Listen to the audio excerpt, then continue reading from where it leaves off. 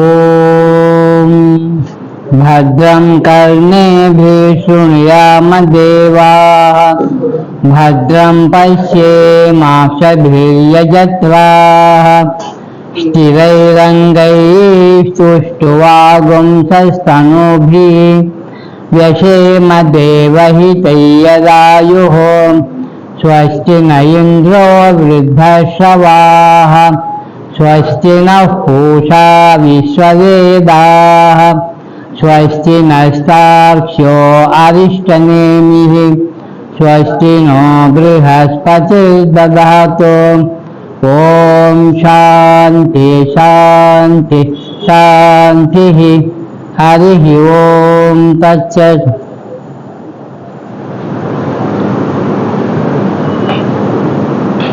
வேதாந்தசாரம் இரண்டாவது ஸ்லோகம். சென்ற வகுப்புல இந்த நூல் எழுதுவதற்காக ஸ்ரீ சதானந்தர் ஒரு புத்தகமா ஒரு வேலையை தொடங்குறதுனால இந்த சுவாமி துணை இன்னும் போடுவோம்ல, அது மாதிரி இவர் சரணடைந்த சுவாமி யாரு? ஆன்மா. ஆத்மானம் அகிலம் ஆதாரம் ஆசிரிய அபீஷ்ட சித்தையே கடைசி வரியில. ஸோ ஆத்மாவிலேயே சரணடைந்து ஆசிரியே அப்படிங்கிறான், நான் உன்னை சரணடைகிறேன். அபீஷ்ட சித்தையே, இது சித்தி பெறுவதற்கு கரெக்டாக நான் எழுதி முடிக்கிறதுக்கு உன்னை சரணடைகிறேன், இது என் விருப்பம் ஈடேறணும் அப்படின்னு சொல்லிட்டு இது நூல் எழுதுவதற்கு ஆன்மாவை சரணடைந்தார். இது நூல் எழுத ஆரம்பிக்கிறார். நூலில் என்ன எழுதுவாரு? ஏதோ ஒரு கருத்தை சொல்ல போறார். அந்த கருத்தை யாருக்கு சொல்ல போறாருன்னா மக்களுக்கு. கிளாஸ் எடுக்கிறப்போ ஒருத்தர் உட்காருவாரு, முன்னால 10 பேர் உட்காரலாம். நூல் எழுதப்பட்டதுன்னா யாரும் உட்காரணும்னு அவசியம் இல்லை. நூல் பாட்டு நூல் இருக்கும், எடுத்து தனித்தனியாக ஆளுக படித்தாங்கன்னா அந்த கருத்தை அவர்கிட்ட போய் சேர்ந்து தான் எழுதின இந்த நூலுடைய கருத்து மக்களுக்கு நல்லபடியாக புரிந்து அவரிடம் போய் சேர வேண்டும் அப்படின்னு இன்னொருத்தர்கிட்ட பணிந்து வழிபடுறாரு. அதுவும் இவருக்கு என்ன எல்லாருக்கும் புரிஞ்சிச்சா, இவர் சொன்ன எல்லாருக்கும் புரிஞ்சிருமா அப்படின்லாம் யோசனை வரும். அதுக்காக அங்கே ஒரு பணிவை காட்டுறாரு சதானந்த சுவாமி. என்னன்னா, என் அறிவுக்கு எட்டிய வரை அந்த ஆன்மாவை பற்றிய தத்துவத்தை மக்களுக்கு போய் சேர வேண்டும் என்பதற்காக தன்னுடைய குருவுக்கு நான் வழிபாடு செய்து இதை தொடங்குறேங்கிறார். அதுதான் இரண்டாவது ஸ்லோகம். அர்த்தசோபியக அத்வயானந்த அனகீத துவைத பானதக குரு ஆராத்ய வேதாந்த சாரம் வக்ஷே யதா மதிஹி. இந்த வேதாந்த சாரம் என்ற நூல் வக்ஷே சொல்றேன், யதா மதி என்னுடைய அறிவுக்கு எட்டிய வரை. இந்த இடத்துல இவருடைய குருவுடைய பேரு அத்வயானந்தன். அதிலே பாருங்க, ஆனந்தம் ஒன்று இருக்கு, துவயம்னு ஒன்று இருக்கு. அத்வயம் ஒன்று இருக்கு, ஆனந்தம் ஒன்று இருக்கு. துவைத நோட்டமானது இருமை நோட்டம் பெயரிலேயே மட்டுமின்றி பொருளின் நோட்டத்திலும் விடுபட்டு விளக்குகிறது. பொருளை கூட அத்வயானந்தா என்ற பெயருடைய குரு அவர்களை பூஜித்து வேதாந்த சாரத்தை நான் உணர்ந்து கொண்டுள்ள வகையில் கூறுகிறேன், என் அறிவுக்கு எட்டியபடி கூறுறேன்னு சொல்றார். ஏன்னா இந்த வேதாந்த சாரம் என்ற இந்த நூல் என்ன இனிமேல் நமக்கு எடுத்து சொல்ல போகுதோ அதை குருவினுடைய ஆசையோடு நான் சொல்ல போறேன் அப்படிங்கிறத குரு நமஸ்காரம். இன்னும் நூலுக்கு வரல. ஏன்னா இப்படி சொல்றப்பவே ஒரு பணிவை காட்டுது அவருக்கு. எதையுமே இதைத்தான் சொல்றோம், நம்ம எல்லா விதமான சாஸ்திரங்களை படிச்சா ஒரு பெரிய வித்வான் ஆயிட்டாருன்னு வைங்க, அவர் எப்படி உட்காருவாரு, எப்படி நிற்பாரு, எப்படி பேசுவார், மற்றவங்க முன்னிலையில நிற்கிறப்ப அவருக்கு எப்படி தோணும் தன்னை எப்படி தோணும்? அடக்கமா தோணுமா? ஒரு மாதிரி பூரிச்சு நிற்பாரு, என்ன மாதிரி யாரா இருக்கீங்களா அப்படிங்கிற மாதிரி. இதுதான் அங்க வரக்கூடிய வித்யா கர்வம்ங்கிறது. விஷயம் தெரிஞ்சிச்சுன்னா அது வந்துடக்கூடாதுங்கிறதுக்காக பணிவை காட்டுறார். வினயம் வரணும், பணிவு வரணும். நிறைய படித்தவனுக்கு என்ன வரணும்? பணிவு. நிலை உயரும் போது பணிவு கொண்டால் உலகம் உன்னை வணங்கும் சொல்றாங்க. அது மாதிரி உயர உயர உயர நமக்கு. ஆனா சாதாரண மக்களுடைய மனநிலை எப்படியா இருக்குன்னா, ஒன்றும் இல்லைன்னா இயற்கையாகவே பணிவு வந்துடும். ஏன்னா தங்க ஒன்றும் இல்லை, யார் என்ன சொன்னாலும் சரின்னு. கொஞ்சம் காசு கிடைச்சிச்சுன்னு வைங்க, கொஞ்சம் காசு கம்பேரிட்டிவ்லி இவனை விட கம்மியாக இருக்கவங்க கம்பேர் பண்ணப்ப இவன் பெரிய ஆள் தான், இவனோட பெரிய ஆளை கம்பேர் பண்ண சின்னது. ஆனா அந்த நேரத்தில் அது தெரியாது. ராமகிருஷ்ண பரமஹம்சர் அருமையா ஒரு ஹாஸ்யமான ஜோக்காவே சொல்லுவாரு. ஆனா இந்த கருத்து அதுல அமைந்திருக்கு. என்ன தெரியுமா? மனுஷனை வச்சு கூட சொல்லல, வேற ஜீவராசிகளை வச்சு சொன்னார். தினமும் ஒரு யானை ஒரு ரோட்டு வழியா கடந்து போகும். அந்த பிளாட்ஃபார்ம் ஓரமா ஒரு குழி இருக்குது. அந்த குழியில ஒரு தவளை வாழ்ந்துட்டு வருது. யானை வருதுன்னு தெரிஞ்ச உடனே குழி மேல உட்காந்துட்டு அங்கங்க சுத்திட்டு இருக்கிற தவளை என்ன பண்ணுமா? ஐயோ யானை வருது, என்ன செய்யறான்? காலை எவ்வளவு பெருசா இருக்கு, மேல இருந்து ஒரு எட்டு எடுத்து அது மேல வச்சுச்சுன்னா முடிஞ்சிரு. அதனால மடக்குன்னு உள்ள போயிடும் அந்த பொண்ணுக்குள்ள. அது பொண்ணு சத்தம் பிறகு எந்திரிச்சு மேல இருந்து அப்பாடா போயிடுச்சு அப்படின்ட்டு வெளியே வருமா.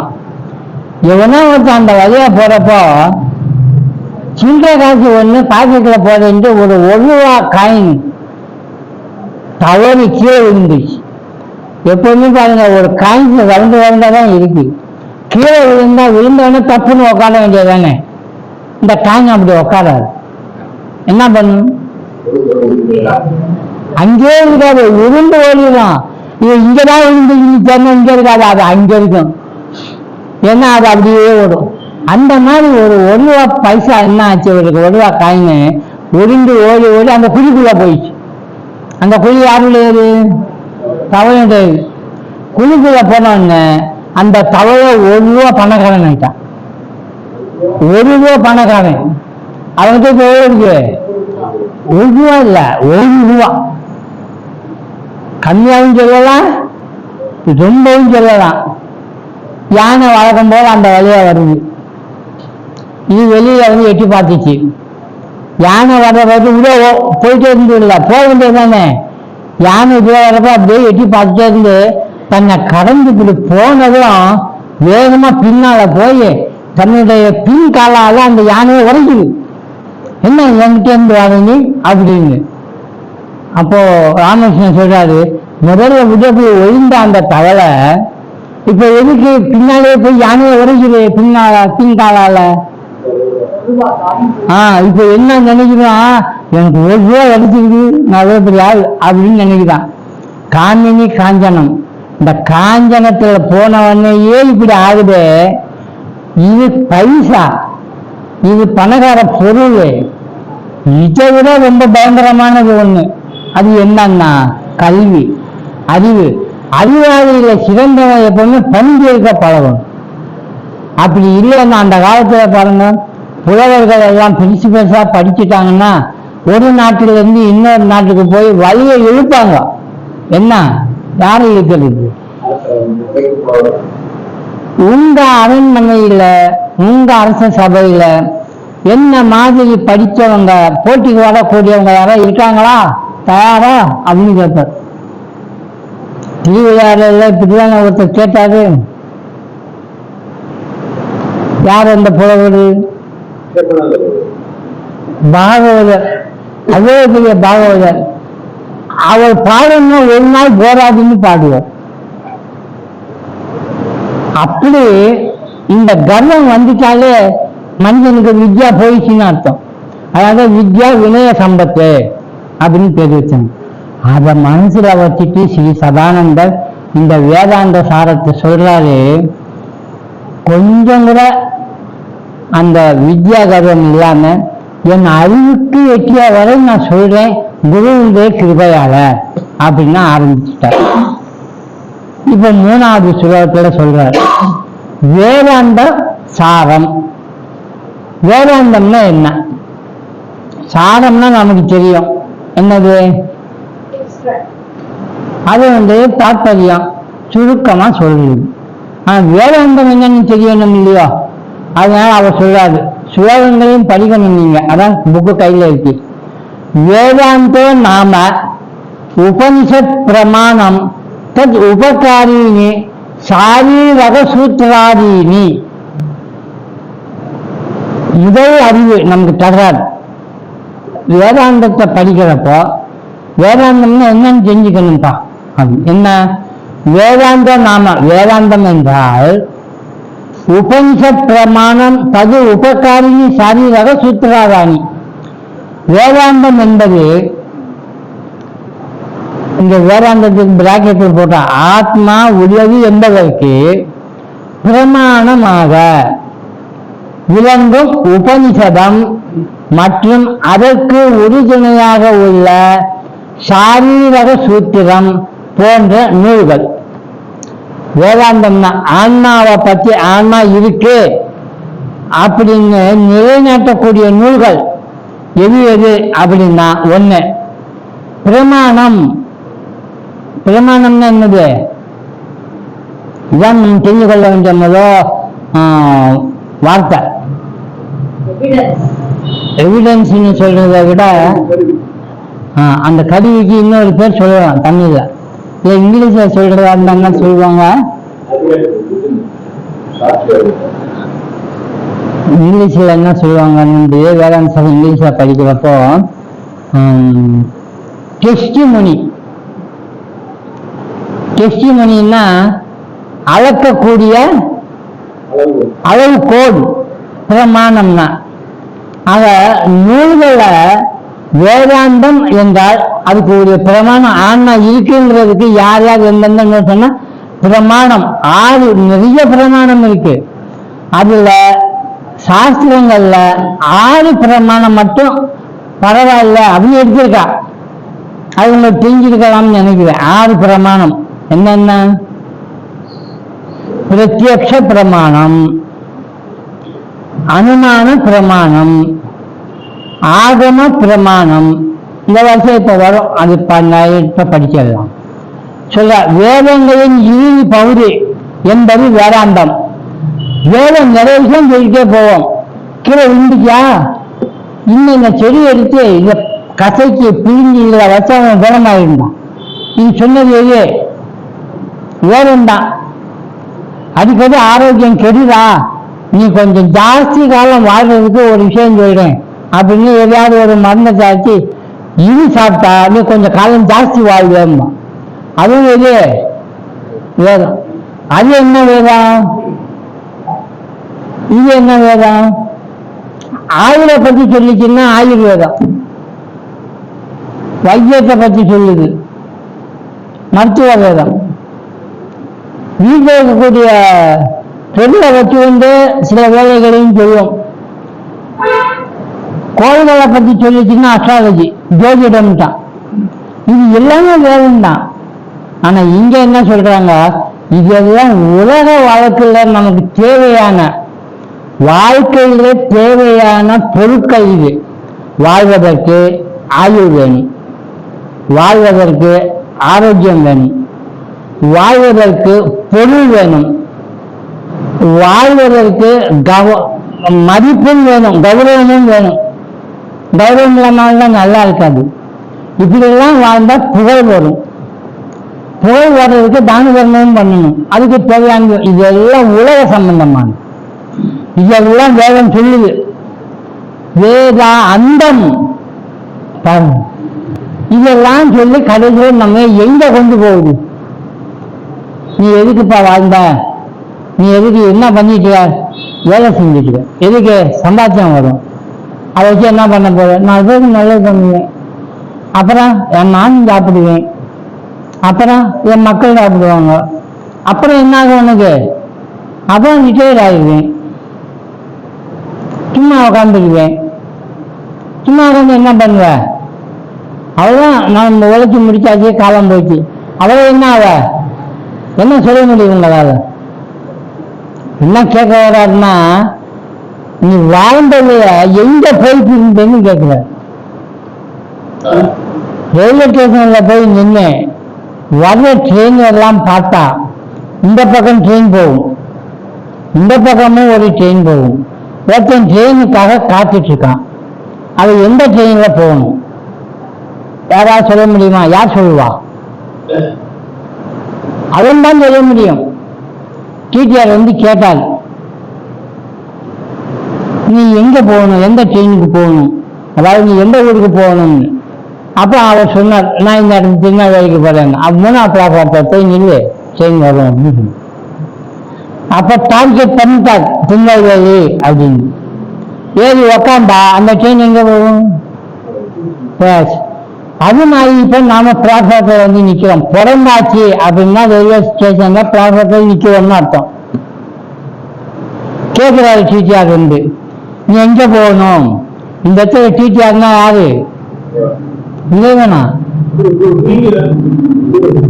குரு. இந்த சென்ஸ் இது ஆன்மீக நூல்ன்றதுனால குருன்ட்டாரு. ஆக்சுவலா உலக வழக்குல பள்ளிக்கூடத்துல படிக்க வைக்கிறாரு வாத்தியாரு, அவர் தான் டிடிஆர். பாடம் பள்ளி சொல்லி கொடுக்கிறப்பவே நீ என்ன ஆகணும் கேட்டுட்டு அது தகுந்த மாதிரி பாடங்களை சூஸ் பண்ணி படி. நான் டாக்டர் ஆகணும்னு சொல்லிட்டு இன்ஜினியரிங் கோர்ஸ் கொடுத்தா டாக்டர் ஆகிடுவாரு. எம்பிபிஎஸ் படிக்கணும்ப்பா அப்படின்றார். அது அந்த கோர்ஸ் பிரகாரம் போகணும் இல்லையா? விஷயம் புரியாது. அப்படிதான் ஒருத்தன் பிளாட்ஃபார்த்தில் நின்றுட்டு இப்படியே பார்த்தா ட்ரெயின் வருதான்னு வரல, இந்த பக்கம் பார்த்தாது வரல. ஒரு ட்ரெயின் வந்துருச்சு அந்த பக்கத்துல இருந்து. ட்ரெயின் வந்துருச்சு, இன்னும் ரெடி ஆனா வந்துருச்சு. கொஞ்ச நேரம் நின்றுச்சு ட்ரெயின், 1 நிமிஷம் ஏறவே இல்லை. இவன் போயிட்டான், ட்ரெயின் போயிடுச்சு. இவன் நின்றுட்டு இருக்கான். இதை கவனிச்சுட்டு இருந்தாரு ஒரு டீச்சர். இவன் எதுக்கு இந்த ட்ரெயின் இல்லையோ? கொஞ்ச நேரம் கழிச்சு இன்னொரு ட்ரெயின் வந்துச்சு. இவன் பார்த்தான், இந்த பக்கம் பார்த்தான், அந்த பக்கம் பார்த்தான். கொஞ்ச நேரத்துல இன்னொரு ட்ரெயின் வந்துச்சு. அது இப்படி போற ட்ரெயின். இப்படி போற ட்ரெயின்ல நிப்பான் போல இருக்கு அப்படின்னு வந்துச்சு. ட்ரெயின் நின்னுது. கொஞ்ச நேரத்தில் அதுவும் புறப்பட்டு ஏறல. அவருக்கு சந்தேகம் டிடிஆருக்கு, நீ எந்த ட்ரெயினுக்காக நின்றுட்டு இருக்கிறான் அப்படின்னு. அப்புறம் திரும்பவும் கேட்டார் போய். இவரே டிடிஆர்ட்ட, என் சார் இப்போ ஏதாவது ட்ரெயின் வருமானு, எங்க பக்கத்துல இந்த பக்கத்துல இருந்து ஏதாவது ட்ரெயின் வருமானு? இல்லை வராது. அப்போ இந்த பக்கத்துல ஏதாவது ட்ரெயின் வருமானு? இன்னும் கொஞ்சம் நேரத்தில் வரும். ஆமா, நீ எந்த ட்ரெயினுக்கு போகணும்? இதை கிராஸ் பண்ணி அந்த பக்கம் போய் வெண்பாக்கம் போகணும். ஒரு ஆளு இங்க இருந்து ட்ரெயினை கடந்து அந்த பக்கம் போகணுமா ரெஸ்ட்டுக்கு, அதுக்காக பார்த்துட்டு இருக்காரம்மா. இப்படித்தான் வேற மக்கள் எதுக்கடா பயணம் பண்றாங்கன்னா எங்க போறதுன்னே தெரியாது. பஸ்ல ஏறி உக்காந்த பிறகு டிக்கெட்னு வராது. அவர்கிட்ட எங்கேயா போகணும் அப்படின்னு கேட்டா இப்படியே அவரை பார்த்துட்டு, எனக்கே தெரியல சார் எங்க போறதுன்னு, என்ன பண்றதுன்னு தெரியல அப்படின்னா அவர் என்னத்தை சொல்லுவாரு? பயணம் இப்படித்தான், பிறந்தாச்சா முடிவு பண்ணிடணும் எங்க போறோம்னு. அந்த முடிவைத்தான் இங்க என்ன சொல்லியிருக்கு? வேதம் அண்டம் வேதாந்தம் அப்படின்னு சொல்லுது. ஆக உலக விஷயங்கள்ல இருக்கக்கூடிய சமாச்சாரம் படிக்கிறதா இருந்தா நிருத்தம், சிக்ஷா, எதை வேணாலும் படிங்க. ஆரோக்கியத்துக்கு படிங்க, ஹோமியோபதிக்கு படிங்க, வைத்தியத்துக்கு படிங்க, அஸ்ட்ராலஜி படிங்க, ஜோதிடம் படிங்க, எது வேணா. இதெல்லாம் உலகத்துல வாழ்றதுக்கு ஓகே. ஆனா இறுதி காலத்துல நீங்க என்ன ஆவீங்களோ அது ஆகுவதற்காக உள்ள படிப்பு எங்கேயா படிக்கணும்னா அதை இங்க சொல்ற ஆகமம், உபனிஷத்து. உபனிஷத் போன்று அதை கருத்தை சொல்லக்கூடிய இன்னொரு விஷயம் சொன்னாலும் சாரீரகன்னா அங்கங்கள் மாதிரி. உடம்பு இருக்கு, ஒரு கை இருக்கு, கை ஒண்ணுதான். கையில கடைசியில் என்ன இருக்கு? 5 விரல் வர்றது. அது மாதிரி நூல்கள் நிறைய, அந்த ஆன்மா பற்றி பேசப்படுகின்ற நூல்கள் என்னென்ன இருக்குன்னா நிறைய வச்சிருக்காங்க. விவேக சுடாமணி, விஜய நீதி, அவதூத கீதை, பகவத்கீதை, பிரம்மசூத்திரம், உபனிஷத்து, இப்படி எக்கச்சக்கமா வச்சிருக்காங்க. ஆத்மபோதம், அபரோக்ஷானுபூதி அப்படிதான் வச்சிருக்காங்க. இதெல்லாம் என்னங்க அப்படின்னா இதைத்தான் இங்க சாரீரக சூத்திராணி நிறைய சொல்றோம். தத்துவபோதம் இதெல்லாம் தெரிஞ்சு கொண்டா நமக்கு ஒரு அறிவு வரும். வேதத்தினுடைய அந்தமான அந்த அத்வைதத்தினுடைய அறிவு வரும். அதுதான் நீங்க என்னது பிரமாணம் அப்படின்றார். வேதங்களின் இறுதி பகுதி என்பது வேதாந்தம் என்னும் சொல்லின் நேர்பொருள். வேதாந்தம்னா அதுதான். வேதங்களின் சித்தாந்தம் அல்லது மிகவும் சிறந்த உயர்ந்த உபதேசம் என்பது அதனுடைய உட்பொருள். சித்தாந்தங்கிறது உட்பொருள். சாதாரணமா சொன்னா அது கடைசி அறிவு. முடிவு பண்ணப்பட்டது இதுதான் அப்படின்னு அந்த அறிவை காட்டி கொடுக்குது, அது சித்தாந்தம். காலத்தின் கண்ணோட்டத்தில் உபநிஷதங்கள் தான் அனைத்திற்கும் முற்பட்ட வேதாந்தம். நம்ம இது சொட்டமா எத்தனை பாடம் நடத்தியிருக்கோம். அத்தனை பாடமும் எது பற்றியா இருந்தது? வாழ்க்கை எப்படி அமைச்சுக்கணும், ஆன்மீக சாதனை பண்ணணும்னா எதை எதை கடைபிடிக்கணும், இதுதான் படித்தோம். இப்பதான் நம்ம ஒன்று படிக்க ஆரம்பிச்சிருக்கோம். என்னன்னா உபனிஷத்துல இருக்கக்கூடிய கருத்தை இந்த சதானந்த சுவாமி எடுத்து சொல்ல போறார்.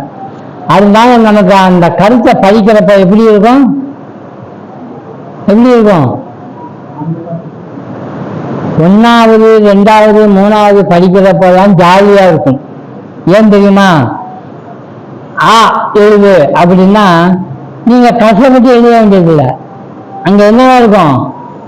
ஏற்கனவே எழுதி வச்சிருப்போம், அது மேலே எழுதணும், அவ்வளவுதான். இது ஒரு அறிவு வேண்டியதில்லை. ஆனா உயர் பள்ளிக்கூடத்துக்கு உயர் வகுப்புக்கு வந்தாச்சுன்னா அங்க ஆலாம் இருக்காது. அவர் சொல்லுவான் டிக்டேஷன் மாதிரி எழுதுன்னு. கா அப்படின்னா கா எப்படி போடுறது அப்படின்னு யோசிப்போம். அப்போ அது தெரிஞ்சுக்கணும். அது மாதிரியான பகுதி இது. அதனால நமக்கு எப்படி இருக்கு இந்த பகுதி?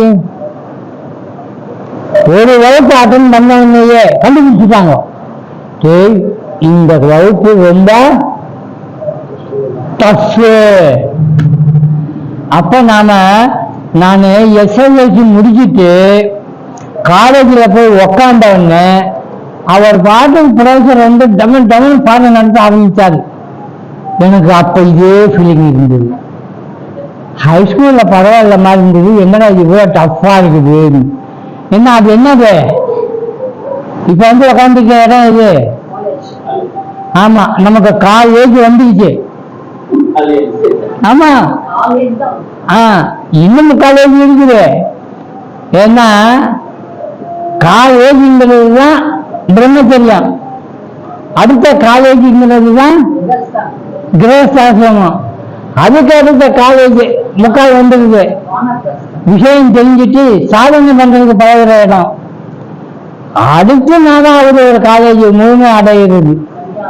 சன்னியாசத்துக்கு தயாராயிட்டான். ஆனா எங்க ஓடி போகல, வீட்டில் தான் இருக்காது. ஆனா தயார் நிலையில் இருக்காது. ஏதாவது சொன்னீங்க ஓடிடுவான். கம்முன்னு அவன் பாட்டுக்கு இருக்கிற மாதிரி விட்டுங்க, அவன் கூடவே இருப்பான். ரொம்ப இடைஞ்சலாச்சுன்னா அது சரிவராது, நமக்கு போயிடுவான். விவேகானந்தருடைய தாத்தா அப்படிதான் போயிட்டார். காசியில அவர் வீட்டுக்காரி கங்கையில கால் அலம்பிட்டு குளிச்சுட்டு இருக்கா. அந்த இடத்துல ஒரு சாமியார் ஆகிட்டு அங்கேயும் குளிச்சுட்டு இருக்கா. இவரு தாத்தாவானவரு கண்டுபிடிச்சிட்டா, வீட்டுக்காரர் இங்க இருக்காரு அப்படின்னு. இவன் குளிச்சுட்டு எந்திரிச்சு பார்த்தோன்னா மனைவி வேறு அங்க இருக்கா. இவர் கூப்பிடுறனா நீ எடி ஆகுறா. இவர் பார்த்தாரு, அடுத்த நொடி காணாம போயிட்டாரு. கண்டுபிடிச்சா இவர் வந்துச்சு தெரிஞ்சிச்சு அப்படின்னு. அவ எங்க இருந்து எப்படி தப்பி ஓடுறா பாருங்க. அது காலேஜ் முடிஞ்சு, அரை ஏஜ் முடிஞ்சு, முக்காலும் முடிஞ்சு, இப்ப நிக்கிற இடம் முழுமை. இங்க வந்து வலிக்குச்சு காலேஜுக்கு வந்துடக்கூடாது. அப்படி காலேஜுக்கு வர்றதா எந்த காலேஜுக்கு போக வேண்டியிருக்கும்?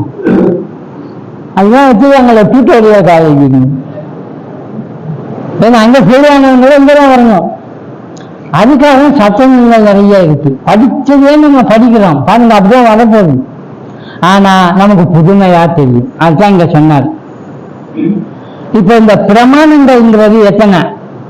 6 பிரமாணங்கள் எல்லா சாஸ்திரமும் ஏற்றுக்கொண்டிருக்கு. 1 பிரத்யக்ஷம், 2 அனுமானம், 3 ஆகமம், 4 ஆகமம் அல்லது சொல்லு, 4 உபமானம், 5 அர்த்தாபத்தி. உத்தேசம் தாங்க, உத்தேசமா சும்மா உத்தேசமா சொல்லு அப்படிம்போம்ல, அது ஒரு பிரமாணம் தான்.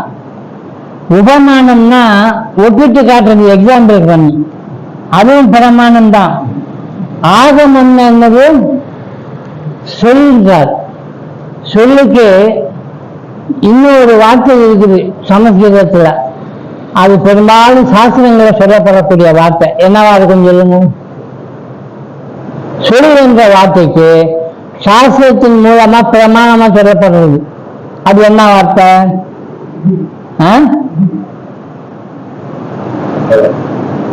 ஆகம பிரமாணம் அப்படிங்கிறதுக்கு தான், அந்த சொல் பிரமாணம் அப்படிங்கிறதுக்கு தான் சமஸ்கிருதத்திலேயே அந்த வார்த்தைக்கு சொல்லணும்னா ஸ்ருதி பிரமாணம். ஸ்ருதி, ஸ்ருதின்னு என்னது? வேதம் தான். ஆனா ஸ்ருதிங்கிறது பொருள் என்ன?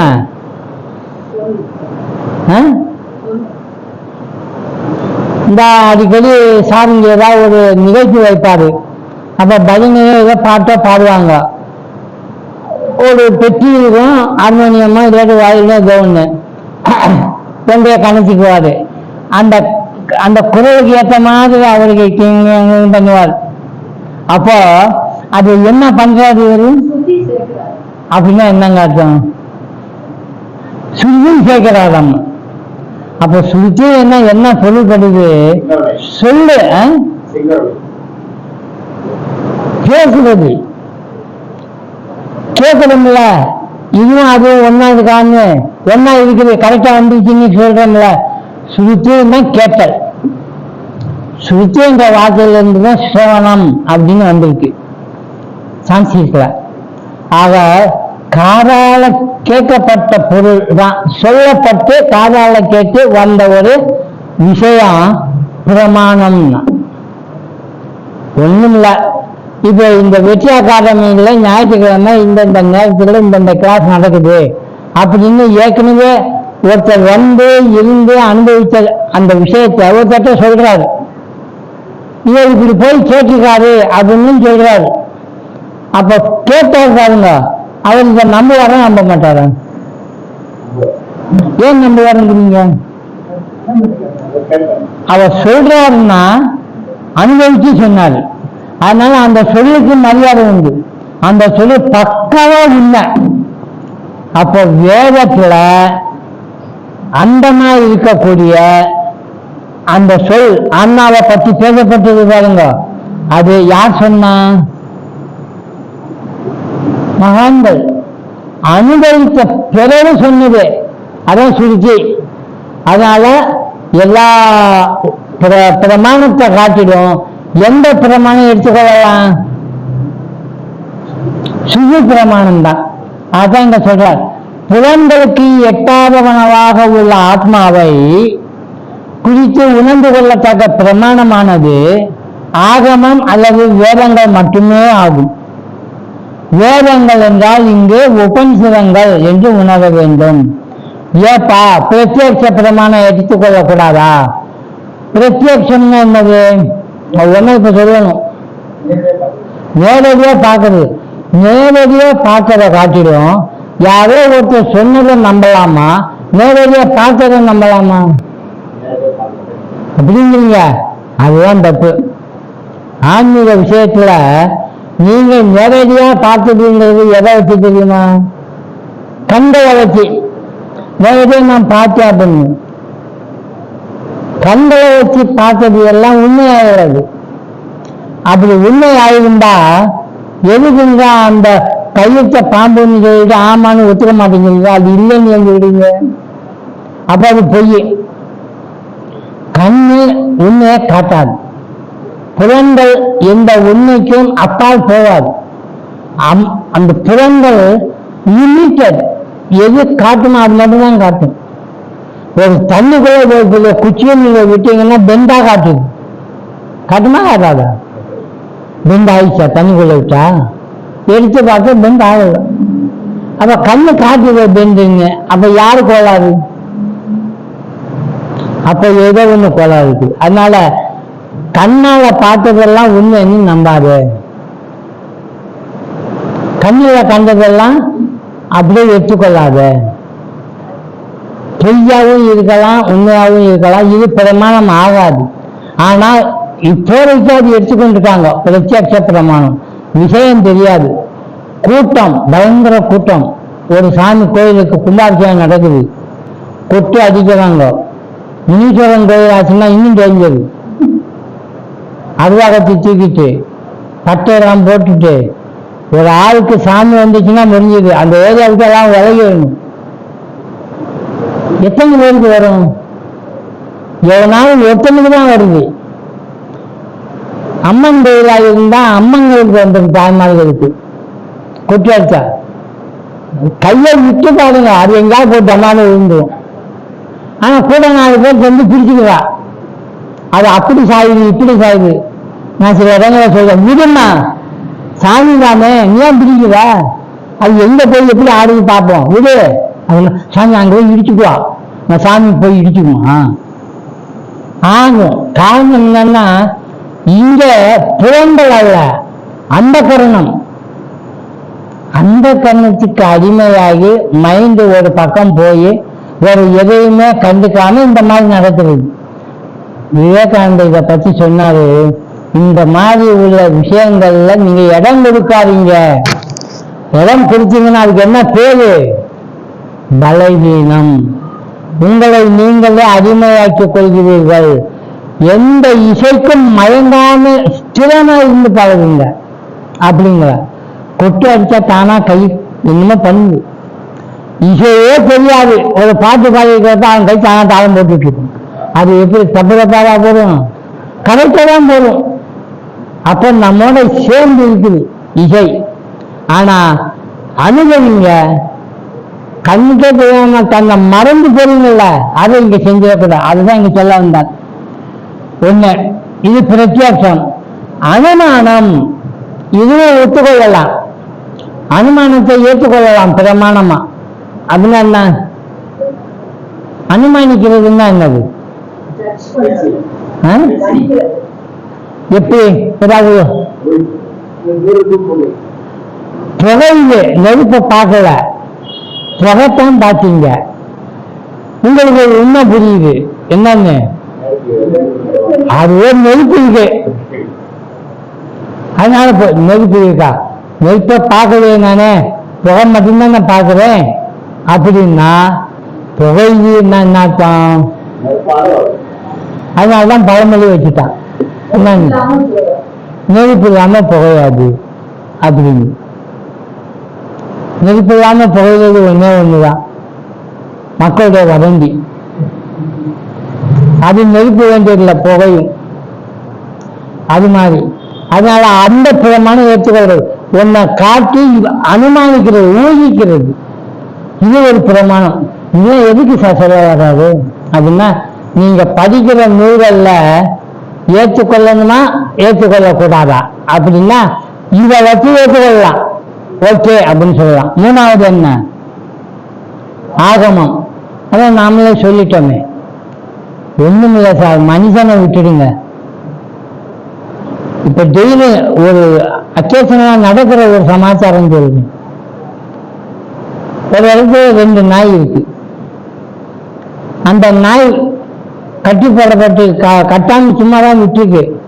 அந்த வீட்டு ஓனரு வாரத்துக்கு ஒரு தடவையோ இல்லாட்டி அடிக்கடியோ ஒரு ஆட்டோவை கூப்பிடுவார். அந்த ஆட்டோக்காரர் என்ன பண்ணாரு, வர்றப்பெல்லாம் ஒரு 2 பாக்கெட் பிஸ்கட் கொண்டு வந்து போடுவார். அந்த ஆட்டோ வரும், சத்தம் கேட்கும், உள்ள நுழையும், பிஸ்கட் போடுவாரு, சாப்பிட்டுரும். அடுத்த வாரம் அதே மாதிரி அந்த ஆட்டோ வந்ததுன்னா உக்காந்துருக்கிற 2 நாயும் அந்த ஆட்டோ சத்தம் கேட்டுட்டு ஓடி போய் கேட்டுக்கிட்டே நிற்குது. அது எப்படி இந்த நாய் இந்த ஆட்டோ தான் வருது நமக்கு டிஸ்டர்ப் போடுறதுன்னு எப்படி தெரியுது? எதை வச்சு? எத்தனையோ ஆட்டோ போகும், எந்திரிக்காது, பேசாம இருக்கும். கரெக்டா அந்த ஆட்டோ வந்துச்சு, தூரத்தில் வரப்ப வந்து எந்திரிச்சு அப்படியே நின்றுட்டு பார்த்து உட்காந்து. என்ன காரணம்? அப்போ சவுண்டுலேயே இந்த சவுண்டு எனக்கு பிஸ்கட் கொடுத்த சவுண்டு அப்படின்னு அது ரெக்கார்ட் பண்ணி வச்சிருச்சு. வேற எந்த சவுண்டு ஆட்டோ சவுண்டு கேட்டாலும் எந்திரிக்காது, அது கேட்டா மட்டும்தான் எந்திரிக்கும். அது மாதிரி நம்ம காரு ஹாரன் சத்தம் இருக்க, தூரத்துலேருந்து எத்தனையோ கார் ஹாரன் அடிக்கும். வீட்டில் இருக்கிற குழந்தை அந்த ஹாரன் சத்தம் நம்ம கார் வந்துருச்சுங்க.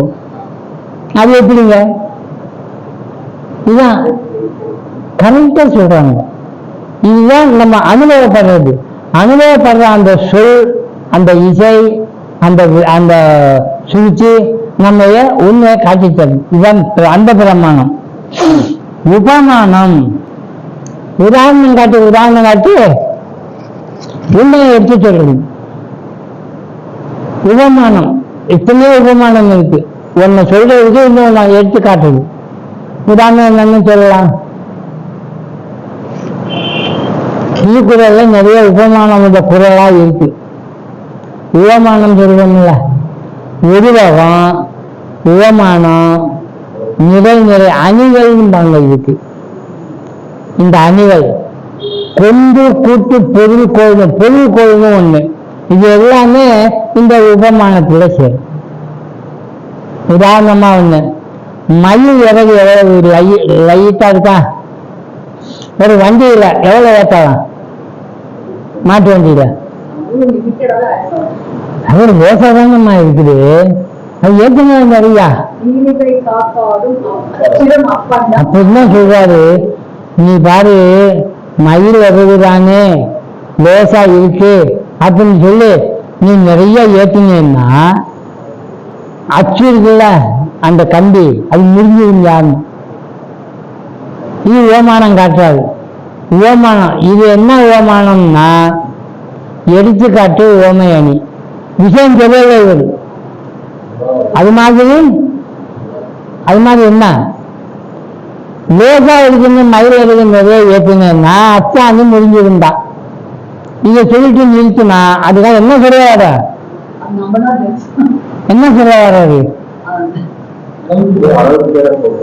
அப்ப அளவு தெரிஞ்சுச்சா? அப்ப அவர் சொல்ல வர்றது நமக்கு காட்டி தராரு. பாத்தீங்களா? இது ஒரு ஓமையை சொல்லு, இதன் மூலமா இது மாதிரி உபனிஷத்துல நிறைய ஓமை சொல்லுவாங்க. அதை நாம பிரமாணமா எடுத்துக்கொள்ள முடியும். உதாரணமா நம்ம இது யார் உற்பத்தி பண்ணி நம்மகிட்ட கொடுத்தா? எப்படி தெரியும்? நீங்க தான். ஆனா நீங்களே உற்பத்தி பண்ணி கொண்ட அந்த விதியில மாட்டிக்கொண்டு முடிக்கிறீங்களா? ஏன் மாட்டிக்கொண்டீங்க? நீங்க தானே உற்பத்தி பண்ணீங்க, எதுக்கு மாட்டிக்கொண்டீங்க? அதான் அறியாம. அப்போ உபனிஷத்து என்ன சொல்லுதுன்னா, எவ்வளவு நாள் பண்ணிக்கோ, மாட்டிக்காத. அது எப்படிங்க செய்யலாம்? மாட்டிக்காம எப்படி இருக்குது? அப்போ ஒரு ஓமை சொல்றார். என்ன ஓமை சொல்லுங்க? அது நிறைய பின்னி சிக்கல் ஆக்கிக்கும், நான் மாட்டிக்க மாட்டான், மற்றவங்க தான் மாட்டிக்க வைப்பான். சிலந்து வலை மாதிரி இது. அது எங்க இருந்து வந்தது? மாட்டிக்கின்றது எங்க இருந்து? எங்கேயாவது கொண்டு வந்து வலை பின்னிச்சா? தன்கிட்ட இருந்தே வலை பின்னுது, தான் பின்னுது. பொருள் எங்க இருந்து? வெளியில இருந்தா? தன்கிட்டே இருந்த அதுல போகுது, இப்படி வருது. அது இன்னும் அழகா பின்னுது. டயக்ராம் காம்போசிஷன் போட்டு வரைஞ்ச மாதிரி ரவுண்டா வரைஞ்சி எப்படி கோடு போடுது, எப்படி அழகா பண்ணுது. புதுசா அது சிறந்து கூடு கட்டி அது எங்க போய் நிற்கும் தெரியுமா? சென்டர்ல நிற்கும், இல்லாட்டி ஒரு ஓரமா போய் நிற்கும். அது பார்த்துட்டே இருக்கும், யாராவது வந்து விழுவாங்களான்னு. விழுந்துருச்சுன்னா உடனே ஓடி வரும் வளையிலேயே. ஆனா அது சிக்காது, மற்றதெல்லாம் சிக்கிக்கும். சாப்பிடுதா இல்லையா? அது மாதிரி நீங்க பிள்ளைக்குங்க, ஆனா சிக்காதுங்க, வளைய மாதிரி இருங்க அப்படின்னு. அதே மாதிரி பெரியவர்களுக்கெல்லாம் செய்யறதுக்கு அப்படின்னா உபனிஷத்து இன்னொன்னு சொல்லுது, சுருச்சி. நினைவு, நினைக்கிறத பற்றி நீ எதை நினைக்கிறாயோ, எதை நினைக்கிறாயோன்னா நீங்க எதை நினைக்கிறீங்க. இப்போ எதையோ நினைக்கிறோம், அப்ப நீங்க உண்மையை அடைய மாட்டீங்க. எதையோ நினைக்கக்கூடாது, எதை நினைக்கணும்னு சொல்லி தருது. எதை நாம விட்டுட்டு மறந்து காணாம பண்ணிட்டு வந்தோமோ அதை அடைவதற்காக நினைக்கணும்னு சொல்லுவேன். அப்படி நினைச்சா நீ போய் கண்டுபிடிக்கணும்னு அவசியம் இல்லை, நீ தானா அதுவாக மாறிடுவ. எத் பாவோ தத் பவதி அப்படின்னு ஒரு வார்த்தை சொல்லிடுச்சேன். இதுக்கு என்ன ஓமானம் சொல்லலாம்? இப்படி நினைச்சு நினைச்சு அது நினைச்ச மாதிரி ஆயிடுது. கொலை, யாரோ ஒரு ஜீவன் ஒரு புழுவை கொண்டு வந்து ஒரு கூடை கட்டி கொலையை அதுக்குள்ள விட்டுறான். அந்த புழுவுக்கு சாப்பாடு வேணும்ல. அப்ப இந்த கொலையை என்ன பண்ணும், எங்காவது போய் ஒரு இலைய வளர்ந்தா கட் பண்ணி, என்ன அழகா கட் பண்ணி வரும், கட் பண்ணி வாயில வச்சு இந்த கூண்டுக்குள்ள உடைய போய் வச்சிருவான். அந்த புழு அந்த இலையை சாப்பிட்டு சாப்பிட்டு வளரும்.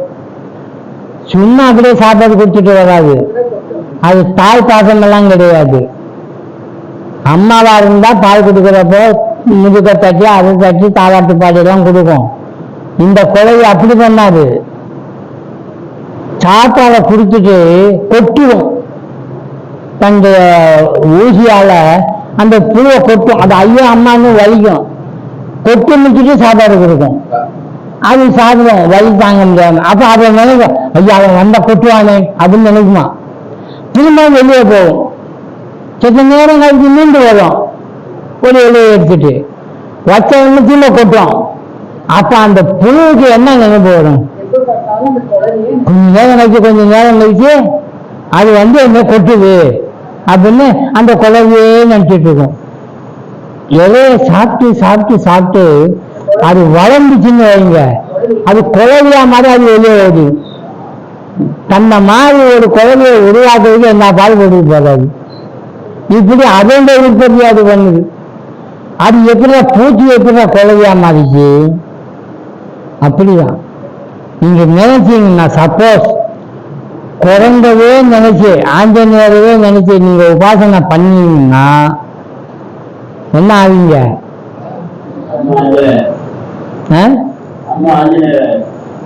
வாழ் நினைக்கணும். அந்த ஒருத்தர் ராமகிருஷ்ணர் தான் ஆஞ்சநேய உபாசனை பண்ணாரு, பின்னால தண்டவரத்தில் இருந்து பின்னால முளைக்க ஆரம்பிச்சுங்கிறாரு. யார் சொல்றா?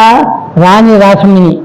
அந்த அந்த தட்சிணேஸ்வரத்துல சாதனை பண்றப்போ பைரவ பிராமணி அம்மா ஒரு சாதனையாவா சொல்றப்ப தாந்திரிக சாதனை. இப்ப ஆஞ்சநேய உபாசனை பண்ணு அப்படின்னா சரின்னு பண்ணா, வேற எதையும் நினைக்கிறது இல்லை. ஆஞ்சநேயர் மாதிரி 2 கையாலையும் சாப்பிடுவோம், ஆஞ்சநேயர் மாதிரி தட்டி தட்டி போவார், குரங்கு தட்டின மாதிரி. அப்ப கொஞ்ச நாள் கழிச்சு பார்த்தோம்னா வளர ஆரம்பிச்சுது பெண் மாதிரி. அதாவது எப்படி மீராபா கிருஷ்ணன் நினைச்சாலோ, எப்படி ராதா கிருஷ்ணன் நினைச்சாலோ, இப்படி மதுர பாவத்துல ராமகிருஷ்ணன் இருக்கிறப்போ கொஞ்சம் கொஞ்சமா உடம்புடைய சைஸே மாற ஆரம்பிச்சதுங்க. சாதனை எந்த ஆன பிறகு அதை விட்டுவாங்க. ஆனா ஒவ்வொரு சாதனைகளையும் பாருங்க அந்த அந்த நிலைநாடு ஒருக்கு வர ஆரம்பிக்குது. இதுதான் உண்மை. எத்பாவோ தத்பவதி என்ற வேத வாக்கு உபனிஷத்துல இருக்கிறது, அப்படியே உண்மை. அதைத்தான் இங்க சொன்னார். அழித்தல் நோக்கம் நடுவடைய செய்தல் என்னும் பொருட்களை உடைய சத்து வேர்ச்சொல்லின் முன்பு உபனிஷத்துனா என்னன்னு சொல்ல வர்றாரு. உண்மைக்கு பக்கத்துல போய் நம்ம இருக்கோம், இதுதான் மொத்தமான பொருள். பிரம்ம வித்தையில் நாட்டம் கொண்டவர்களுக்கு முன்னோக்கிகளின் உலகியல் வாழ்வின் விதையான உலகியல் வாழ்வின் விதை எது? காமம், அவிச்சை, கர்மங்கள் போன்றவற்றை அகற்றுவதால் இந்த ஆன்மாவுக்கு சத்துன்னு பேரு. இது அகற்றுதில்ல, அதை தொட்டோம்னா இது அழிந்து. அதுதான் இங்க சொன்னது. பிரம்மத்துடன் இணைப்பதால் சத்கதி நோக்கம் வித்தையானது உபனிஷத்துன்னு சொன்னார். அதனால்தான் ரெண்டு விதமான வித்தையை சொன்னாங்க. ஒண்ணு அவித்யா, இன்னொன்னு வித்யா. வித்யாங்கிறது உண்மையோட சேர்க்கிறது, அவித்யாங்கிறது உலக விஷயங்களை சேர்க்குது. அதுவும் அறிவு தான். அவித்யான்ற வார்த்தைக்கு அறிவு இல்லை, வித்யை இல்லைன்னா அர்த்தம். ஆனா வித்யை இல்லைன்னு அர்த்தம் இல்லை, உலக அறிவு உடையதுன்னு அர்த்தம். எந்த அறிவு இல்லைன்னு அர்த்தம்? உண்மையான அந்த அறிவு இல்லைன்னு அர்த்தம். அதைத்தான் அவித்யான்னு சொல்றாரு. பரான்னு சொல்லுவோம், அபரான்னு சொல்லுவோம். அதனாலதான் இந்த வித்தை தான் உபனிஷத் எனப்படுகிறதுன்னு சங்கராச்சாரியாரு கமெண்ட்ரியில எழுதுவாரு.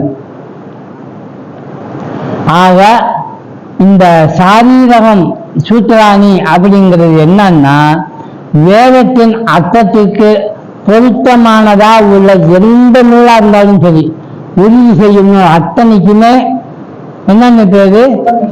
சாரீரகம் உபனிஷத். உடலில் உள்ள ஒரு ஜீவன் தான் சாரீரகன் ஆவான். அவனுடைய உண்மையான சொரூபத்தை விவரிக்கும் வேதாந்த சூத்திரங்களை, பிரம்ம சூத்திரங்களை சாரீரக சூத்திரங்கள் என்று அழைக்கப்படும் வழக்கம் உள்ளது. அதாவது என்ன சொல்ல வர்றது? உபனிஷத்தும் மற்ற நூல்களும் எதை பற்றி ஆராய்ச்சி செய்யுது? ஆன்மாவை பற்றி. அப்படி செய்யக்கூடிய எந்த நூலா இருந்தாலும் சரி, உண்மையான நூல் அது. அதுல பகவத்கீதை போன்ற நூல்களும் வேதாந்த சித்தாந்தத்திற்கு பொருத்தமானதாக உள்ள மற்ற நூல்களும் சேர்ந்திருக்கு அப்படின்னு சொல்வார். இது எடுத்து கொடுத்துட்டா முதல்ல எந்த புஸ்தகம்னாலும் படிங்க. விவேகானந்தர் ஒரு இடத்துல சொல்லுவாரு, எந்த புஸ்தகங்களை படிக்கணும் உலகத்துல? யார் எழுதுன புஸ்தகத்தை படிக்கணும் அப்படிங்கிறப்போ அவர் சொல்றாரு, ஆன்மீக இறைவனை அடைந்தவர்கள், சாட்சாத்காரம் அடைந்தவர்களின் நூல்களை மட்டுமே படி. அப்ப உபனிஷத் பண்றது அவங்க அனுபவமா அதை அடைஞ்சிருக்காங்க. அதுக்கு பேர் தான் ரியலைசேஷன், என்லைட்டன்மெண்ட். அப்படி ஆன்மீக சாட்சாத்காரம் அடைந்தவர்களால எழுதப்பட்ட நூல்களை மட்டுமே படிக்கணும். மற்ற நூல்கள் எல்லாம் பிரயோஜனம் இல்லை, உலக விஷயங்கள் தான் காட்டும். இது வேற மாதிரி காட்டும். இது எப்பவுமே என்னது? இந்த நூல் படிப்போம், முடிச்சாச்சு, படிச்சு புரிஞ்சிருச்சா, புரிஞ்ச மாதிரி தான் இருக்கு. நாளைக்கு திரும்பி படிச்சோம்னா புதுசாகவே இருக்கு. போன உதவி படித்தோம், திரும்ப படிச்சா புதுசாயிருக்கு அப்படின்னு. ஒரு வக்கீலை பார்க்க போனார் ஒரு ஆள். காலங்கத்தால போயிட்டார் 8 மணிக்கு. அந்த நேரம் வக்கீல் இருப்பாருன்னா என்ன பண்ணிட்டு இருப்பாரு? ஒரு காலை கடன்களை பண்ணிட்டு இருக்காரு. வேலைக்காரன் வந்து அங்க இருந்தான். ஐயா குளிச்சுட்டு இருக்காரு, உட்காருங்க அப்படின்னு. சரின்னா அவர் உட்கார்ந்தாரு. உட்காருன்னா அந்த டிராயிங் ரூம்னு சொல்லுவோம், ஹால். நீளமா ஒரு பெரிய டேபிள் இருக்கு, 4 பக்கமும் சேர் போட்டு வச்சிருக்கா. டேபிள் மேலே என்னென்னமோ புத்தகங்கள், பேப்பர்ஸ், நியூஸ் பேப்பர் எல்லாம் கிடக்கு. இவர் கொஞ்ச நேரம் உக்காந்தாரு. வக்கீலையே பார்த்துட்டு வறண்ட மாதிரி தெரியல. மணி சும்மா உட்கார முடியுமா? கொஞ்ச நேரம் பார்த்தாரு. டேபிள் மேலே இருக்கிற மேல ஒரு புத்தகத்தை எடுத்தார். குமுதம்னு ஒரு புத்தகம் இருந்தது. எடுத்து பக்கம் பிரட்டினாரு. அந்த பையன் ஒரு துணியில டேபிள் சேதெல்லாம் தொடச்சிட்டே இருக்கான். இவரை பார்த்தோன்னு இவர் ஏதோ ஒரு புத்தகத்தை எடுக்கிறாருன்னு, சார் அந்த குமுதம் எடுத்தீங்க? ஆமாங்க சார், அது போன வாரம் குமுதம் சார், அது வேண்டாம்னா. ஓ அப்படியா, சரின்னு வச்சுட்டான். ஒரு நியூஸ் பேப்பர் எடுத்தாரு. அந்த சார் நேற்று நியூஸ் பேப்பர் சார், இன்னைக்கு அல்ல இன்னும் அப்படின்னா. இப்படியே எடுத்ததெல்லாம் நேற்று பேப்பரு, போன மாசத்துக்கு போன வாரத்துக்குன்னா இதை எல்லாத்தையும் போட்டுட்டா எந்த பையனை கொடுங்களா? ஏயா இதெல்லாம் வைக்கிறத பதிலா ஒரு திருவாசகம், ஒரு திருக்குறள், ஒரு விவேக சூடாமணி, ஒரு கையில் நாங்கள் இந்த மாதிரி புக்கையெல்லாம் வச்சோம்னா இது போன வாரத்து குமுதன் சார் அப்படின்னு சொன்ன மாதிரி இது போன வாரத்து திருக்குறள் சார் அப்படின்னு சொல்லுவியா? இல்ல இது போன வாரத்து விவேக சூடாமணி சார்ன்னு சொல்லுவியா? இல்ல. அது எப்பவுமே என்ன? அதனாலதான் அந்த அவையா சொன்னாங்க, அதுலயே புரியது எது அப்படின்னு கேட்டா எது புரியது? உனைப்பாடும் பாடல் என்றும் புரியதுன்ற ஒரே வார்த்தை. முருகா உனைப்பாடும் பாடல் என்றும் புரியது, உங்க அப்பனுக்கு கூட நீ சொல்றதெல்லாம் புரியது. சிவபெருமானுக்கு நீ செய்கிற செயற்கெல்லாம் புரியது. அப்படின்னா பகவானை பத்தி பேசுறது எப்பவுமே பழசாகாது. அதனால அதுக்கு என்னன்னு பேரு தெரியுமா? அந்த காலத்துக்கு நீ சொல்றதுக்காக என்னன்னு பேரு? பழங்காலத்துக்கு சொல்றதுக்கு பேரு புராணம். புராணம்னு என்ன பொருள்? புராணம்னா கதைன்னு சொல்லிடுவோம் நம்ம. புராணம்ங்கிற சொல்லுக்கு என்ன பொருள்னா பழையது, அந்த காலத்துக்கு வேதமெல்லாம் புராணாதீனமானது. புராண காலங்கள்னா ரொம்ப ரொம்ப முதலிலேயே இருக்கிறது. அது வந்தது போனது, இந்த நேரத்தில் வந்துச்சு, இந்த காலத்தில் வந்துச்சுலாம் கிடையாது. இந்த வேதாந்த சபம் ஒரு காலகட்டத்தில் 12வது நூற்றாண்டுல எழுதப்பட்டது. 12வது நூற்றாண்டுன்னா எப்பன்னு பாருங்க, 1700 ஒரு ஆண்டு முன்னாலதான் சொல்லுவாங்க எப்பவுமே. அப்படி உள்ளது இது. அதனால புராணமா இருக்கக்கூடிய நூல்களை எடுத்து காட்டுறாரு. முதல்ல இதெல்லாம் பார்க்கணும், இதெல்லாம் படிங்க, இதுல இருந்து விஷயம் சொல்லலாம்னு. இன்னும் வேதாந்த சாரத்துக்கு வரல. இப்ப என்ன சொல்லிட்டு இருக்காரு? எதை படிக்கணும், எதை படிக்க கூடாது, எதை ஏத்துக்கணும், எதை ஏத்துக்க கூடாது, எதை சட்ட புத்தகமா நினைக்கணும், அந்த நூல்களை மட்டும் எடுத்துக்கோ அப்படின்னு சொல்ற. இது சதானந்த சொல்றாரு. அந்த காலத்துல இவருடைய காலமா இவருக்கு முந்தின காலமா தெரியாது. வள்ளுவர் அவர் இப்படிதான் சொல்லி வச்சார். எதை படிக்கணும்? கற்பதை கற்க, எல்லாத்தையும் கற்காத. எது கற்கணும்னு இருக்குதோ அதை கற்க. கற்க கசடர கற்க. நல்ல சொல்லு. கற்பதை கற்றதும் இருக்க. படிச்சுட்டு போயிட்டே இருக்காத. அது போய் நடக்க பாரு. அப்பதான் அது கை கூடும் உனக்கு. நம்ம எல்லாம் அதான் செய்யணும். எனக்கும் வடை எப்படி செய்யறது தெரியும், ஆனா வடை சாப்பிடவே முடிய மாட்டேங்குது. ஏன்? பருப்பு வடை எப்படி செய்யணும் அப்படின்னு நல்லா எனக்கு செய்ய தெரியும். இது வரைக்கும் ஆசை இருக்குது, ஆனா சாப்பிட முடிய மாட்டேங்குது. ஏங்க? செய்யல. நாங்க பருப்பு வடை எப்படி செய்யணும்னு தெரிஞ்சா மட்டும் போதுமா? சாப்பிட ஆசை இருந்தா கடைக்கு போ, கடலைப்பருப்பு வாங்கு, வெங்காயம் வாங்கு, பச்சை மிளகாய் வாங்கு, இன்னெல்லாம் வாங்கணும், அதெல்லாம் வாங்கி சேலை இறங்கு எல்லாம் செஞ்சு முடிச்சுட்டு எண்ணெயை கட்டி எடுத்து சூடா வை. இப்போ ஆசை நிறைவேறுது. அது மாதிரி இப்ப நாம என்ன பண்ணிட்டு இருக்கோம்? புஸ்தகத்தை பார்த்துட்டு இருக்கோம். இப்படி செய்யணுமா? ஆமா. உண்மையெல்லாம் பேசணுமா? போய் பேசக்கூடாதா? சரி. ஆனா செய்வது என்ன சொல்லிருக்கோம் அதெல்லாம் படிச்சிருவோம். செய்வோமா அப்படின்னா தெரியாது. யாரையும் துன்புறுத்தாதீங்க, கடுமையான சொல் பேசாதீங்க. முகத்தை எப்பவுமே கலகலப்பா வச்சுக்கோங்க. முகத்தை எப்பவுமே எதுவும் வைக்காதீங்க.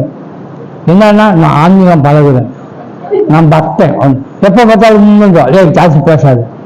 அப்படி இருந்தா ஆன்மீகம் வராது. அதார்த்தமா இது சிவிலிட்டி ஃபேஸ், கைண்ட் வாய்ஸ், பேசுறது அமைதியா பாருங்க அப்படிங்கிறதுக்கும் சிவா இந்த வாசிவா அப்படிங்கிறதுக்கும் வித்தியாசம் இருக்கா? நீங்க இந்த மாதிரி ஒரு வாய்ஸை கொடுங்க, வராதவங்க தீண்டு பார்ப்பான் போலாம்னு. இது மனிதனுக்கு, மிருகத்துக்கே அது தெரியும். வாழ்க்கையிலேயே அப்படின்னா அந்த மிருகம் நிற்காது, அப்படியே போயிடும். இன்னுமே வேற மாதிரி சவுண்டு கொடுக்குறான் அப்படின்னு, வா வா வா அப்படின்னா அது வரும். அதுக்கே பிடிக்கிற அறிவு மனுஷனுக்கு இருக்காதா? அதைத்தான் இங்க சொன்னார். அதனால இப்ப என்ன சொல்ல வந்தாரு, 4வது சுலகத்திலிருந்து மிக ஆரம்பிச்சாருங்க. 4 வகையான அனுபந்தம் இருக்கு. அனுபந்தம் அப்படின்னா ஒரு நூல் எழுதுறப்போ அதுக்கு என்னன்னு தேவை. தத்துவ அனுபந்தம் நாம என்னன்னா அதிகாரி, விஷயம், தொடர்பு, பயன், இந்த 4 இருக்கும். அதை இங்க சொல்ல வர்றாரு. வேதாந்தத்தின் அதிகாரபூர்வமான நூலாக விளங்குவதால் அதனுடைய அனுபந்தங்களே இதற்கும் ஏற்றால் போல் விளங்குவதால் அதை குறித்து தனியாக ஆராய வேண்டிய அவசியம் இல்லை. இந்த நூல் ஏதாவது ஒரு சாஸ்திரத்தில் கூறப்பட்டுள்ள விஷயத்தை விவரிக்கும் அல்லது அதை அறிந்து கொள்வதற்கு உறுதுணையாக உள்ள நூலை பிரகரண நூல் என்று அழைக்கிறார்கள். அதிகாரபூர்வமான நூல் அப்படின்னா ஒரிஜினல் நூலுக்கு அதனுடைய விஷயத்தையே திரும்ப எடுத்து சொல்றாங்க ஆளு புரியுற மாதிரி. அப்ப அந்த நூலுக்கு இந்த நூலுக்கு என்ன வித்தியாசம்? அது ஒரிஜினல் நூல், இது பிரகரண நூல்.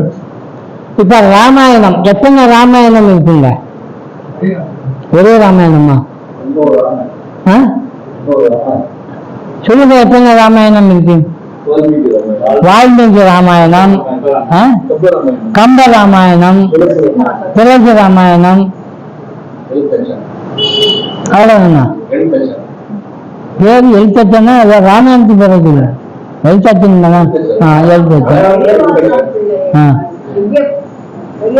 அப்புறம் இல்லையா அத்தியாத்ம ராமாயணம், ஆனந்த ராமாயணம். எத்தனை ராமாயணம்? எல்லா கதையும் ஒரே மாதிரி இருக்குமா இல்ல மாறி மாறி இருக்குமா?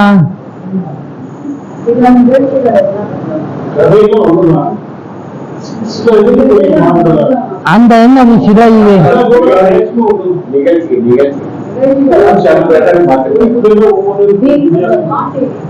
வேற ஒண்ணும் இல்லை. ஒரு அறிவாளி வருவான், ராமாயணம் படிப்பாள், மகாபாரதம் படிப்பாள். இந்த மகாபாரதம் எதனாலும் இந்த கதையெல்லாம் சொல்லி நம்ம எல்லாம் இதிகாசமா காட்டுறாங்க, ஏதோ ஒரு கருத்து இருக்கு அப்படின்ட்டு வாழ்க்கைக்கு உபயோகப்படுற மாதிரி அவர் ஒரு ஸ்டைல எழுதுவார். அது எப்படி எழுதுவாருன்னா, துரியோதனங்கிறது யாருன்னு தெரியுமா? 100 பேர் துரியோதனன். திருதராசன்ங்கிறது யாரு தெரியுமான்னு அந்த கேரக்டரை ஒரு உருவகப்படுத்தி இந்த மாதிரி உள்ள ஆளுகளுக்கு பேரு தான் திருதராசன். பாண்டவர்கள் யார் தெரியுமா? நேர்மையா முறையா நடக்கணும்னு நினைக்கிற அந்த 5 பேர் தான் பாண்டவர்கள். அவங்களுக்கும் இவங்களுக்கும், அதாவது தேவர்களுக்கும் அசுரர்களுக்கும் எதையே மோதல்களை நடத்திருப்பாரு, அது வேண்டா பாண்டவருக்கும் தேவனுக்கும் நடக்கிறது அப்படின்னு ஆரம்பிக்கும். முதல் சொன்ன கதை ஒரிஜினல் கதை. இவர் எடுத்து இப்படின்னு காட்டி கொஞ்சம் சேர்த்து சொல்றாரு பாருங்க, அதேதான். ஆனா கொஞ்சம் விளக்கமா சொல்லிட்டார். அதுக்காக அதுக்கு என்னன்னு சொல்லிட்டு கம்ப ராமாயணம் ஒரிஜினல் ராமாயணம் இல்லை, வால்மீகி தான் ஒரிஜினல். கம்பர் என்ன பண்ணாரு, தமிழ்நாட்டுக்கு தகுந்த மாதிரி கலாச்சாரங்களை மாற்றி அப்படியே எழுதிட்டார். அதனால அது வழி நூல். அந்த கருத்தையே வைத்து கொண்டு தமிழ கலாச்சாரத்தை சேர்க்கிறது. மகாபாரதம் மாதிரி அப்படியே ஃபாலோ பண்ணுவோம் அப்படின்னு சொல்லி அந்த மகாபாரதம் வியாசர் போலவே ரொம்ப நல்லா இருக்கு அப்படின்னு அது அத்தனையுமே ஃபாலோ பண்ணணும்னு ஒவ்வொருத்தரும் செய்தா என்ன ஆகும் தெரியுமா? வடக்கே சில பேர் இருக்காங்க, அது இப்ப ரொம்ப இல்லை. ஏன் இருக்கலாம், இப்படி கூட மகாபாரதத்தில் இல்லையா அப்படின்னு ஆரம்பிச்சு அதை கொட்டேஷன் காட்டி அப்படி வாழ்வான் தான். யார் மாதிரி? அண்ணன் தம்பி 5 பேரு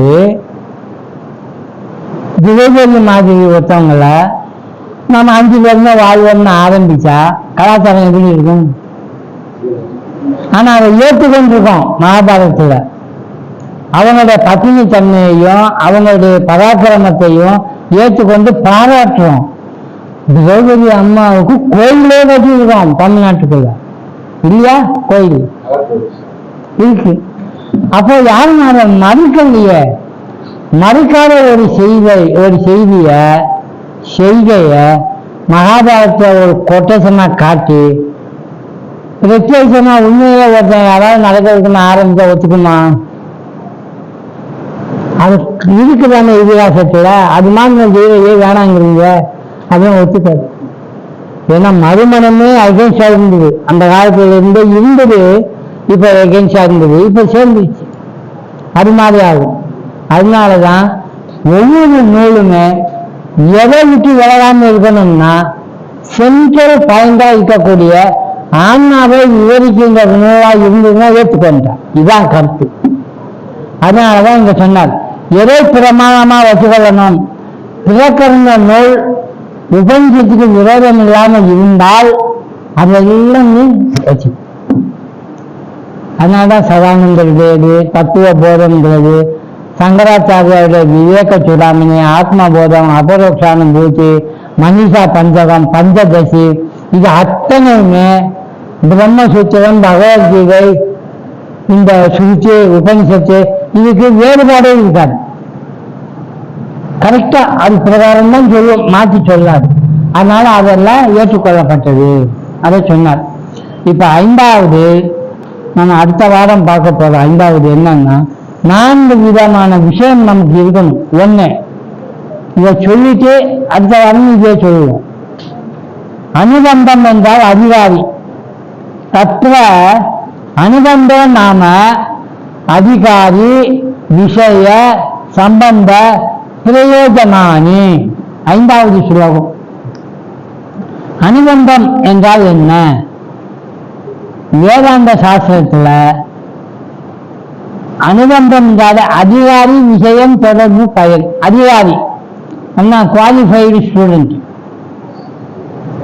சாஸ்திரத்தில் கூறப்பட்டுள்ள விஷயங்களை புரிந்து கொள்ளக்கூடியவன், அவற்றை நடைமுறைப்படுத்தும் ஆற்றல் உடையவன் அதிகாரி. ஒரு ஸ்கூல்ல போய் ஒருத்தனை சேர்க்கணும். 8வது முடிச்சிட்டான், 9வது போய் சேர்க்கணும், சர்டிஃபிகேட் கொண்டு போறான். அந்த கரஸ்பாண்டன்ட் எச்சம்மா, என்னப்பா அப்படின்னா, 8 முடிச்சுட்டாங்க, அதான் பாஸ்ன்னு போட்டாங்க, 9வது சேர்த்துக்கணும். நான் சேர்த்துக்க வேண்டியது என்ன? அதான் சர்டிஃபிகேட் காட்டாருல்ல, அவர் சேர்த்துக்க மாட்டாரு. என்ன செய்வாரு? ஏன் பேசி வைக்கிறாரு? நம்மளுக்குன்னு இல்ல, 8 முடிச்சதுக்கு இவன் எவ்வளவு விஷயம் தெரிஞ்சிருக்கான். 8 வரைக்கும் படிக்க வேண்டிய சப்ஜெக்ட்னு ஒன்று இருக்குல்ல, அதெல்லாம் இவனுக்கு தெரியுதா?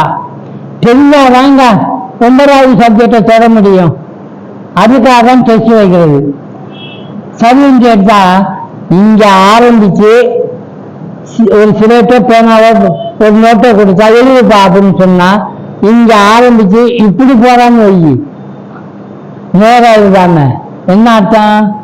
இவனுக்கு இன்னும் அலைன்மெண்டே தெரியல, நேரம் இல்லவே தெரியல. என்ன சார் பண்றது?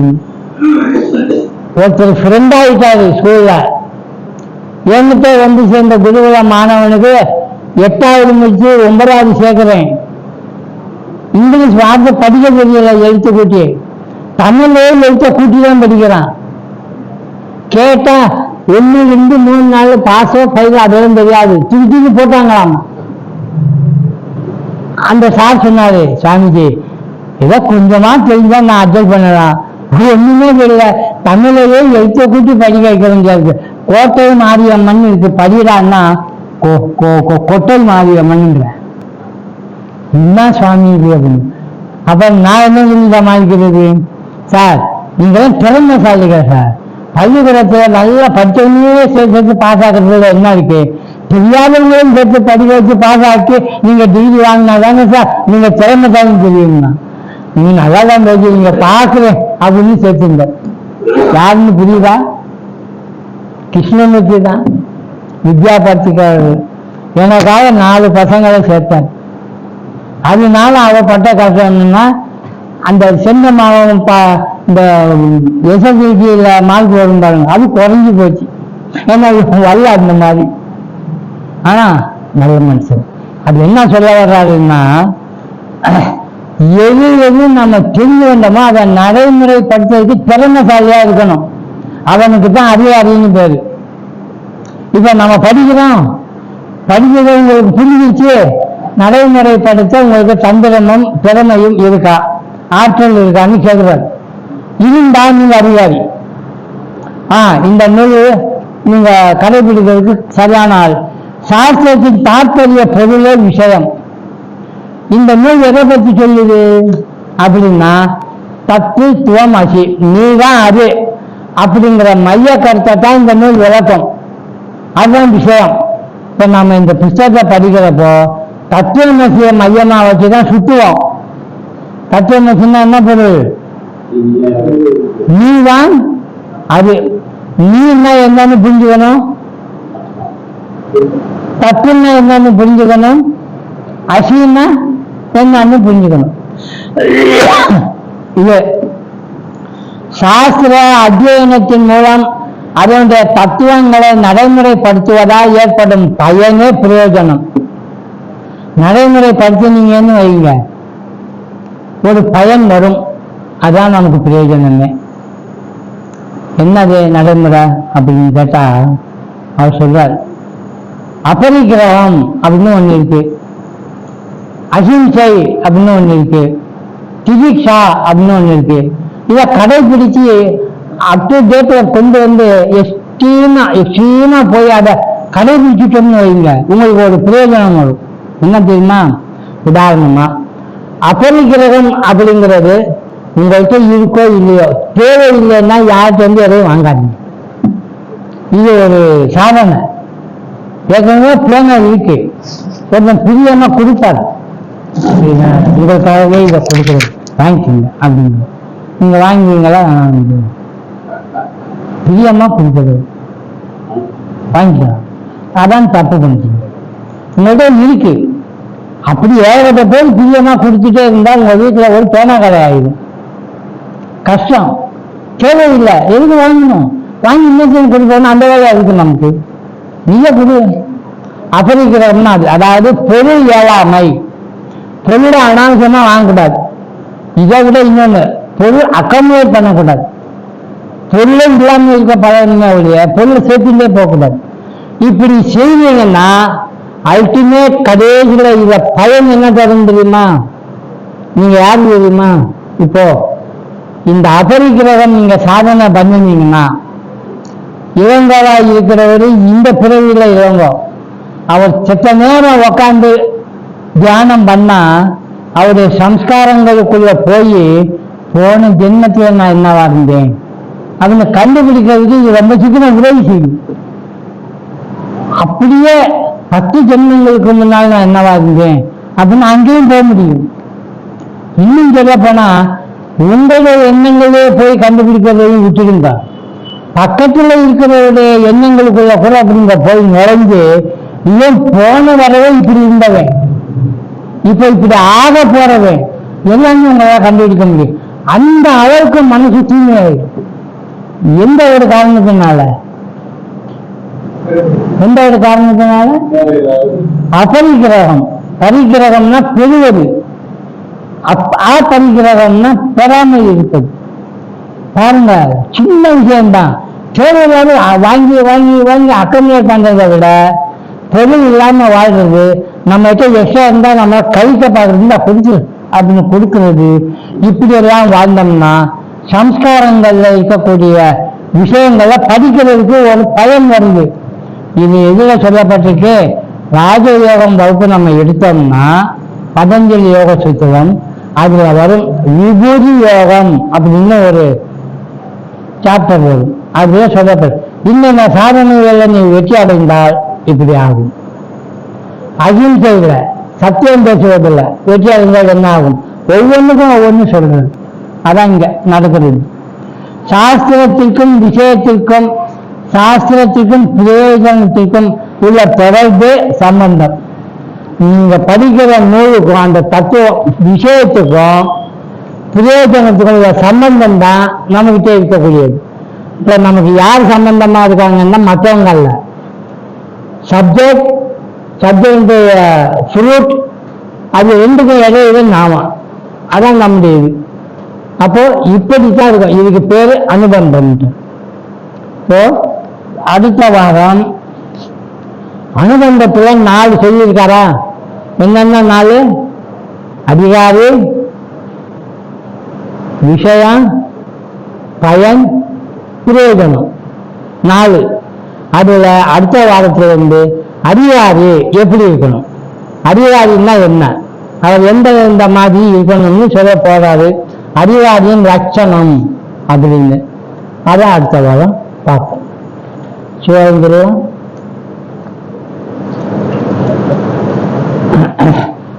ஓம் भद्रं कर्णेषु नयाम देवाः भद्रं पश्येमाक्षभिर्यजत्राः स्थिरैरङ्गैस्तुष्टुवागुंसस्तनूभिः यशेम देवहितैर्यदायुः स्वस्ति न इन्द्रो वृद्धश्रवाः स्वस्ति नः पूषा विश्ववेदाः स्वस्ति नस्तार्क्ष्यो अरिष्टनेमिः स्वस्ति नो बृहस्पतिर्ददातु। ॐ शान्ति शान्ति शान्तिः। हरिः ओं तत्सत्।